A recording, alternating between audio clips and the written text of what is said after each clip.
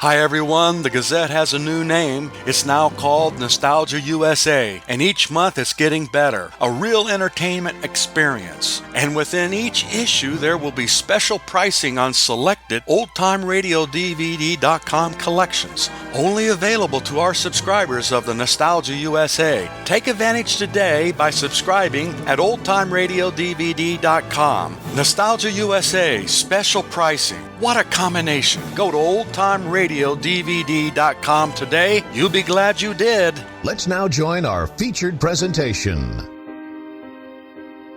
Sherlock Holmes, the occult references company presents The Yellow Face by Sir Arthur Conan Doyle, dramatized for radio by M.J. Eliot.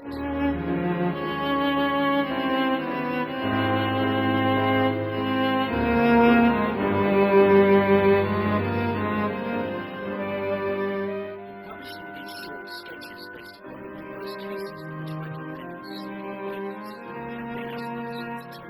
and eventually the actors and influenced things too. It is unnatural that he should dwell on the successes rather than his failures, and this not so much for the sake of his reputation, for indeed it was when Holmes was his best end, that his energy and his versatility were most admirable, but because when he failed, it happened too often no one else succeeded, and that the tales had rarely had conclusion. Now and again, however, it shines within every band, the truth still stands.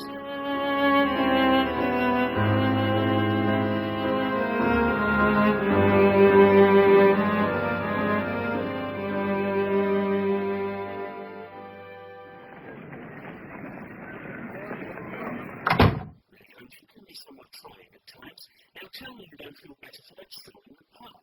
Very well, Watson. I don't. Come, Holmes. What could be more stimulating? With those faint shoots of green breaking out on the elms, the sticky spearheads of the chestnuts just beginning to burst into their five-fold leaves. Save the embellishment for your writings, Doctor. It would be accurate to say that we spent 2 hours walking among the trees. You have no poetry in your soul, Holmes. Poetry is a luxury, Doctor. I strive for accuracy. Is there nothing I can do to interest you in the great outdoors? Certainly. Surround it with 4 walls and put a roof on top. Pardon me, Mr. Holmes. There's been a gentleman asking for you while you were out. I see. So much for afternoon walks. This gentleman has gone, I take it. Yes, sir. Did you ask him in? Yes, sir. He came in. How long did he wait? Half an hour, sir. He was a very restless gentleman, walking and stamping all the time he was here. At last he came out into the passage and cried, "Is that man never going to come?" Those were his very words. "You'll only need to wait a little longer," said I. "Then I'll wait in the open air, for I feel half choked," said he. "I'll be back before long." And with that he left, and all I could say wouldn't hold him back. Some fresh air, eh? Perhaps he went for a stroll in the park. I did try my best, Mr. Holmes. You needn't worry, Mrs. Hudson. It's not your fault. Sorry, Holmes. If he returns, I'll tell him to come straight up. Thank you, Mrs. Hudson. It's rather annoying, Watson. I'm badly in need of a case, and from this fellow's impatience, it looks as if it was an important one. Perhaps he'll come back. He'll have to come back. He left his pipe behind. Look. A nice old briar with a good long stem of what the tobacconists call amber. Well, he must have been disturbed in his mind to leave a pipe behind him which he evidently values highly. Values highly? It looks as if it couldn't have cost more than 7 and 6pence. Indeed it couldn't. But it has been twice mended, once in the wooden stem and once in the amber. Each of these mends, done as you observe with silver bands, must have cost more than the pipe did originally. The man must value the pipe highly when he prefers to patch it up rather than buy a new one with the same money. You know, nothing has more individuality than a pipe, save perhaps watches and bootlaces. And what else do you deduce from this one? The indications here are neither very marked nor very important. Little defeat Holmes. That's not like you. The owner is a muscular man, energetic, left-handed, with an excess of teeth, careless in his habits, and with no need to practice economy. Beyond that, I can deduce nothing. You're not joking, of course. By no means. How can you say he's well-to-do if he smokes a 7-shilling pipe? The tobacco, Watson. The piss is Grosvenor mixture at 8pence an ounce. You could get an excellent smoke for half the price, so he obviously has no need to practice economy. Oh, obviously. And the rest? He sure has my habit of lighting his by the lamps and gas jets. It's quite charred all down one side. Look. Not a match have done that. Certainly not. Why should a man hold a match to the side of his pipe? But you couldn't light it at a lamp without charming the ball. The charming is all on the right side of the pipe, so he's a left-handed man. And see where he's bitten through the amber. It takes a muscular, energetic fellow, man with a good set of teeth to do that. Where is the mystery in all this? Don't you ever get tired of always being right? Not in the least. The pipe's owner, I presume. I beg your pardon. I should have knocked. Yes, of course, I should have knocked.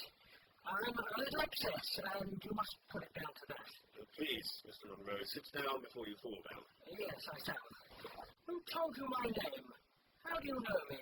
If you wish to preserve your incognito, I suggest that you cease writing your name on the lining of your hat, Mr. Grant Monroe. You must be Sherlock Holmes. And this is my colleague, Dr. Watson. I can see that you haven't slept for a night or two, Mr. Monroe. That tries a man's nerves more than work and even more than pleasure. Now, you wish to employ me as a consulting detective. And as a man of the world, my whole life seems to have gone to pieces, and I don't know what to do. I hope that God will be able to tell me. Please, furnish me with the facts of your case without further delay. It's a very delicate thing. One doesn't like to speak of one's domestic affairs to strangers. It seems dreadful to discuss the conduct of one's wife with two men whom I've never seen before. But I've got to the end of my tether, and I must have advice. Mr. Monroe, my friend and I have listened to a good many strange secrets in this room, and we've had the good fortune to bring peace to many troubled souls. I trust that we may do as much for you. Is something the matter, Doctor? I beg your pardon. I was just looking at your teeth. Go on. Oh. Very well. I've been married for 3 years. During that time, my wife and I have loved each other as fondly and lived as happily as any two that ever were joined. We've not had a difference in thought or word or deed, not one. Until recently. Until last Monday. Kindly let me have the facts, Mr. Monroe. There's one thing that I want to impress upon you before I go any further, Mr. Holmes. Effie loves me. I don't let there be any mistake about that. She loves me with her whole heart and soul, and never more than now. I know it. I feel it. I cannot build a case on feelings. Give me facts. As you wish. Effie was a widow when I met her first, even though she was only 25. Her married name? Hebron. She went out to America when she was young and lived in Atlanta, where she married a lawyer with a good practice. They had a child, but the yellow fever broke out badly in the place, and both husband and child died of it. Good God, how terrible. She told you this. I have seen his death certificate. Understandably, she seconded America, and she came back to live with a maiden aunt in Pinner. She had only been in England 6 months when I met her. We fell in love, and we married a few weeks afterwards. Congratulations, Mr. Monroe. I'm a hop merchant, and I have an income of 700 or 800. We took a nice £80 a year villa at Norbury. It's very countrified, considering it's so close to town. There's an inn and 2 houses a little above us, and a cottage at the other side of the field. And except those, there are no houses until you get halfway to the station. This is relevant, I take it? Exceedingly, Mr. Holmes. My wife and I were just as happy in our new home as could be wished. I promise you there was never a shadow between us until she asked for the money. And money? Effie's husband left her comfortably off. She had a capital of about £4,500, which had been so well invested by him that it returned an average of 7%. When we married, my wife made over everything to me. Rather against my will, for I saw how awkward it would be if my business affairs went wrong. But she insisted. Well, about 6 weeks ago, she came to me. Hans, when I gave you that money, you said that if ever I wanted it, I was to ask you for it. Of course, my dear, it's your money. Very well. I want £100. £100? I thought you just wanted to buy a new dress or something. What on earth do you want £100 for? I thought bankers didn't ask questions like that. You are my banker, aren't you? Well, if you really need it, Effie, then of course you must have it. Oh, yes. I really mean it. Very well, I'll write you out a check. And you won't tell me what you want it for? Someday, perhaps. And you were content with her answer? Well, I don't know whether content is the word I'd use. You see, Effie has always been a woman of a frank, open nature, and this was the first time there'd ever been any secret between us. It may have nothing to do with what happened afterwards, but I thought it only right to mention it. And what did happen afterwards, Mr. Monroe? I told you about the cottage not far from our house. There's just a field between us, but to reach it you have to go along a road and then turn down a lane. just beyond it is a nice little grove of Scotch firs, and I used to be very fond of strolling down there, retrieving all the neighbourly kind of thing. The cottage has been empty about 8 months. Describe it, please. It's a pretty two-storey place, with an old-fashioned porch and a honeysuckle about it. Sounds charming. Yes, so I've often thought what a nice little homestead it would make. Mr. Monroe, we are veering off the subject. What occurred at the cottage? Well, last Monday evening, I was taking a stroll down that way when I met an empty van coming up the lane and saw a pile of carpets and things lying about on the grass plot beside the porch. It was clear that the cottage had finally been let. Naturally, I wondered what sort of folk they were who had come to live so near us. And as I looked, I suddenly became aware of a face watching me from one of the upper windows. There was something unnatural about that face, Mr. Holmes. Inhuman. Was it a man's face or a woman's? I couldn't say. I was some little way off, so I couldn't make out the features. Its colour made the greatest impression on me. It was a vivid dead yellow, and with something set and rigid about it which was shockingly unnatural. Just seeing it sent a chill right down my back. A most disturbing experience. Just so, Doctor. I was so disturbed that I determined to see a little more of the new owner of the cottage. I moved quickly forward to get a nearer view of the person who was watching me. And as I did so, the face suddenly disappeared. Steeling myself, I knocked at the door, which was instantly opened by a tall, gaunt woman with a harsh, forbidding face. And what will you want? I'm your new neighbour. I see you. Any help to you in any way? I will discuss this with She as good as told me to mind my own business. Well, for the rest of the evening I couldn't get that apparition at the window out of my mind. Did you mention this incident to your wife? Effie is a nervous, highly-strung woman, so I determined that I'd say nothing about the yellow face. Before I went to sleep that night, I did mention that the cottage was now occupied. To which she replied? She made no reply. I slept much more lightly than usual that night, perhaps because of my little adventure, I don't know. And half in my dreams, I was dimly conscious that something was going on in the room, and gradually I became aware that my wife had dressed herself and was slipping on her mantle and her bonnet. At what time was this? 3 in the morning. I keep my watch under my pillow. I was about to murmur out some sleepy words of surprise or remonstrance at this untimely preparation, when suddenly I saw Effie's expression in the mirror, and astonishment held me dumb. She was deadly pale and breathing fast, glancing furtively towards the bed to see if she had disturbed me. Then, thinking that I was still asleep, she slipped from the room, and an instant later I heard the creaking of the front door. Did you follow her? No. I lay there, turning the thing over in my mind, trying to find some possible explanation. What on earth could my wife be doing out on the country road at 3 in the morning? And the more I thought about it, the more extraordinary and inexplicable it appeared. How long was Mrs. Monroe out of the house? 20 minutes. I was still puzzling over it when she returned. Oh, Grant, you're awake. Where have you been, Annie? I don't wonder you're surprised. I never remember having done such a thing in my life before. The fact is, I felt as though I was choking. I needed to get some fresh air. Some fresh air? Exactly. I think that I might have fainted if I hadn't gone out. I'm quite myself again now. But all the time she was telling me this story, Mr. Holmes, she never once looked in my direction, and I observed that her fingers were trembling. But you didn't change your wife. In the same circumstances, Doctor, would you have done differently? No, I suppose not. I should have gone to the city the next day, but I just couldn't put my mind to business matters. I sensed that Effie knew I didn't believe the story she told me the night before. We hardly said a word to each other during breakfast, and afterwards I went out for a walk. This time I was the one who needed fresh air. I went as far as the Crystal Palace, spent an hour in the grounds, and was back in Norbury by 1 o'clock. I stopped at the cottage to see if I could catch another glimpse of the yellow face at one of the windows. Imagine my surprise, Mr. Holmes, when the door suddenly opened and my wife walked out.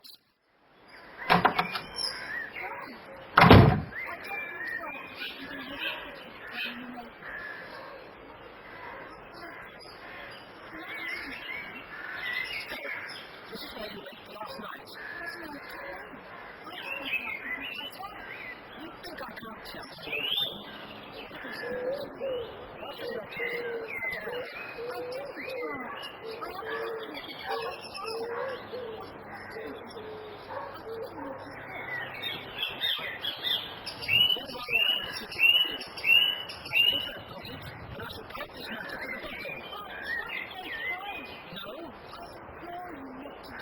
and as quiet by time as it was all day, Mrs. Weasley continued to repeat into my presence. Just this time, declare you never had photograph. You know that I would never have a difference.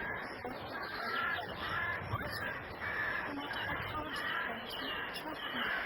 I've been laughing at it. If you come home, all will be well. If you pass around to the cottage, shall I go to it? Just name it. Yes, mister, it comes to an end right now. Keep your secret if you must, but you must promise me that there will be no more likely than this. It won't do anything more.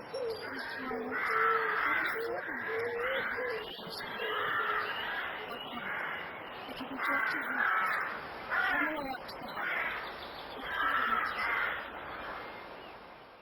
Well, Mr. Holmes, pulling at my sleeve, she led me away from the cottage. As we went, I glanced back, and there was that yellow-lidded face watching us out of the upper window. What link could there be between that creature and my wife? And my mind could never be easy again until I knew. Dear, Mr. Monroe, you have really behaved in a remarkably foolish manner. I beg your pardon. You had before you a perfect opportunity to discover who was the occupant of the house, and you threw it away. My wife, Mr. Holmes. Artifice is the chief weapon in a woman's arsenal. Mr. Holmes is of the opinion that women are never to be entirely trusted, Mr. Monroe, not even the best of them. Well, as it happens, Mr. Holmes, I did go inside the house. Just 3 days later. I'd gone into town that day, but instead of returning on the 3:36, my usual train, I took the 2:40. So you already suspected your wife of not abiding to your agreement. Can you really blame me for that? Well, when I arrived home, there was no sign of her thing. I questioned the maid, but all she could say was that she thought her mistress might have gone out for a walk. I rushed upstairs to make sure that she wasn't in the house. As I did so, I happened to glance out of one of the upper windows, and I saw the maid running across the field in the direction of the cottage. So your wife had gone over there and had asked the servant to call her if she should return unexpectedly. Not even the best of them. I rushed over there, determined to end the matter once and forever.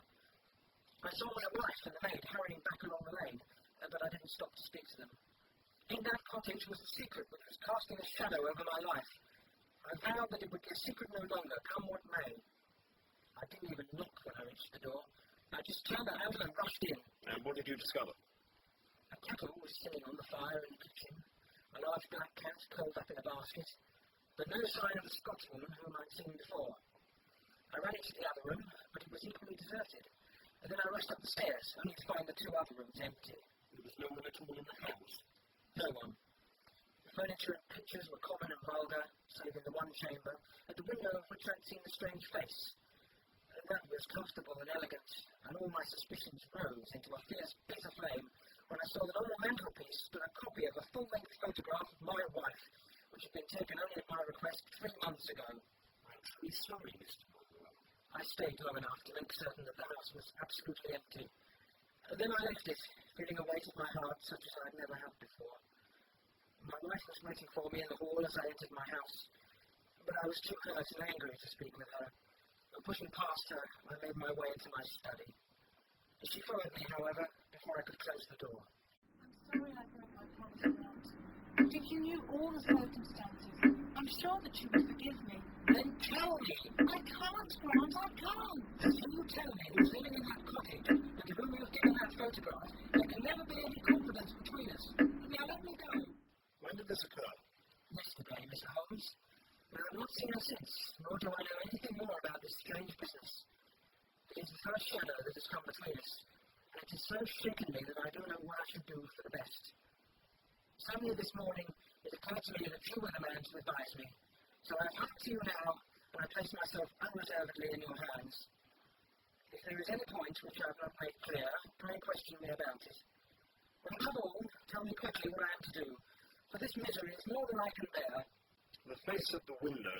You appear to have been disagreeably impressed by it. It seemed to be of an unusual colour, and to have a strange rigidity about the features. When I approached, it vanished. Tell me, have you ever seen a photograph of her first husband? No, there was a great fire in Atlanta very shortly after his death, and all her papers were destroyed. And yet she had a certificate of death. You say that you saw it. Yes, she got a duplicate after the fire. Have you ever met anyone who knew her in America? No. Did she ever talk of revisiting the place, or receive any letters from there? No. I should like to think over the matter a little now. If the cottage is now permanently deserted, we may have some difficulty. If, on the other hand, as I fancy is more likely, the inmates were warned of your coming and left before you entered yesterday, then they may be back now, and we should clear it all up easily. And then why don't I just... No, you must do nothing without my guidance, Mr. Monroe. Return to Mulberry and examine the windows of the cottage again. If you have reason to believe that it is inhabited, do not force your way in, but send a wire to Baker Street. We shall be with you within an hour of receiving it, and we shall then very soon get to the bottom of the business. And if the place is still empty? Then I shall come out tomorrow and talk it over with you. Goodbye, and above all, do not fret until you know that you really have cause to do so. Very well. Goodbye, gentlemen. Mr. Monroe? Yes, Doctor? Your pipe. Of course. Thank you.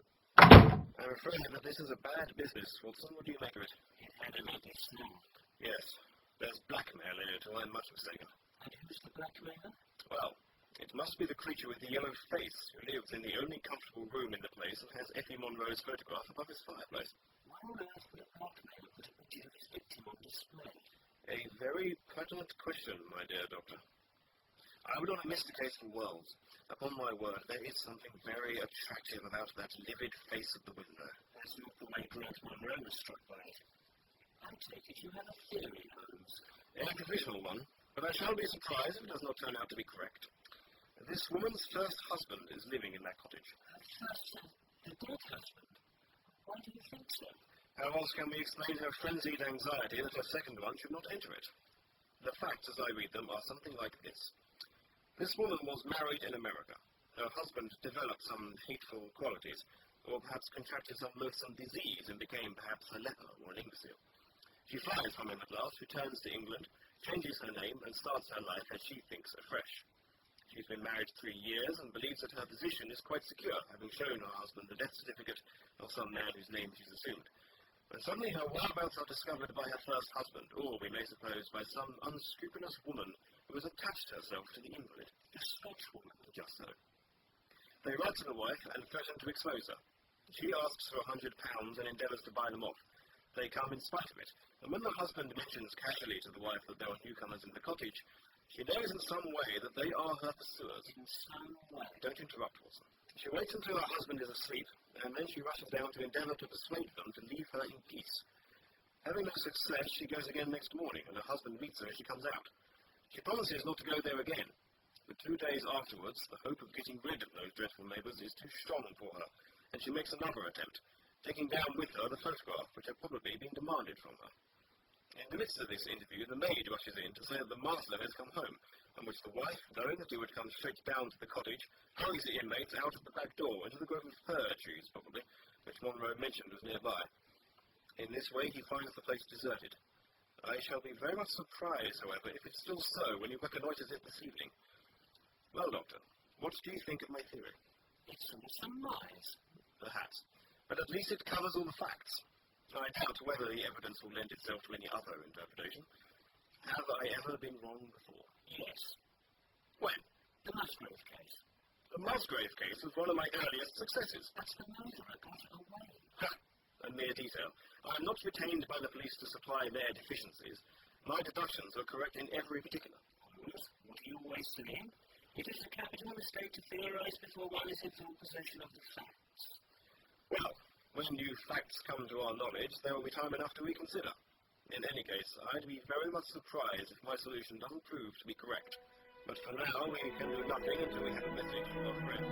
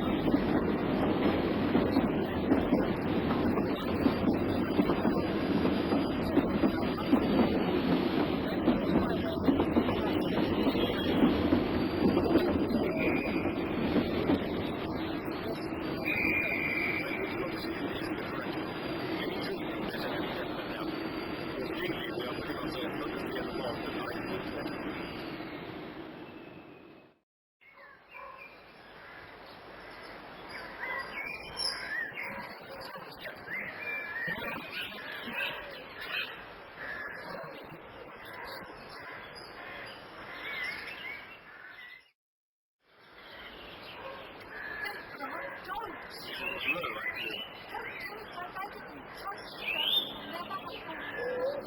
Trust you too, Lily.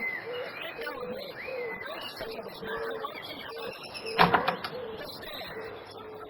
Sherlock, I feel some explanation is in order. That gentleman is Sherlock Holmes, and I am his colleague, Dr. Cunning Holmes. Sherlock Holmes? Grant! Right, this door, I think. What the? Mr. Monroe, there will be no charge for my services. It appears that I have been in error. Holmes, what is all this? Hush, Watson. You'll frighten the child. Come here, my dear. I won't harm you. I just want to remove this yellow mask. Good God. A necklace? What does this mean? I will tell you what it means. You have forced me against my own judgment to tell you, and now we must both make the best of it. This is my daughter, Lucy. Your daughter? I've never shown you the photograph I keep in this locket. That is John Hebron, of Atlanta, but a nobler man never walked the earth. I cut myself off from my race in order to wed him, but never once did I regret it while he lived. And after your husband died, Mrs. Monroe? I left Lucy in America only because her health was weak, and the change might have done her harm. She was given to the care of a faithful Scotchwoman who had once been our servant. Never for an instant did I dream of disowning her as my child. But when chance threw you in my way, Grant, and I learned to love you, I feared to tell you about my child. God forgive me. I feared that I should lose you, and I had not the courage to tell you. I had to choose between you, and in my weakness, I turned away from my own little girl. But then Lucy's strength returned, and she became willing enough to travel. I had an overwhelming desire to see her once more. I struggled against it, but in vain. I knew the danger. I determined to have Lucy over here. I sent £100 to the nurse, and I gave her instructions about this cottage, so that she might come as a neighbour, without my appearing to be in any way connected with her. I pushed my precautions so far as to order her to keep the child in the house during the daytime, and to cover up her little face and hands, so that even those who might see her at the window shouldn't gossip about there being a black child in the neighbourhood. If I'd been less cautious, I might have been more wise, but I was half crazy with fear that you should learn the truth. It was you who told me first that the cottage was occupied. I should have waited for the morning, but I couldn't sleep for excitement, and so at last I slipped out. But you saw me go, and that was the beginning of my troubles. Next day you have my secret at your mercy, but you nobly refrained from pursuing your advantage. 3 days later, however, the nurse and child only just escaped from the back door as you rushed in at the front one. And now at last you know it all. And I ask you, what is to become of us? My child and me. Effie, I'm not a very good man, but I think that I'm a better one than you've given me credit for being. Lucy, come here, my child, and take my hand. That's right. Come on, my dear. We can talk more comfortably at home. Home? Home. Watson, it appears that we've outlived our usefulness here. I think we shall be of more use back in London. I quite agree, Holmes. By the way, old fellow, if it should ever strike you that I am getting a little overconfident in my powers, or giving less pains to a case than it deserves, kindly whisper Norbury in my ear. I shall be infinitely obliged. Also, Holmes, it will be my pleasure.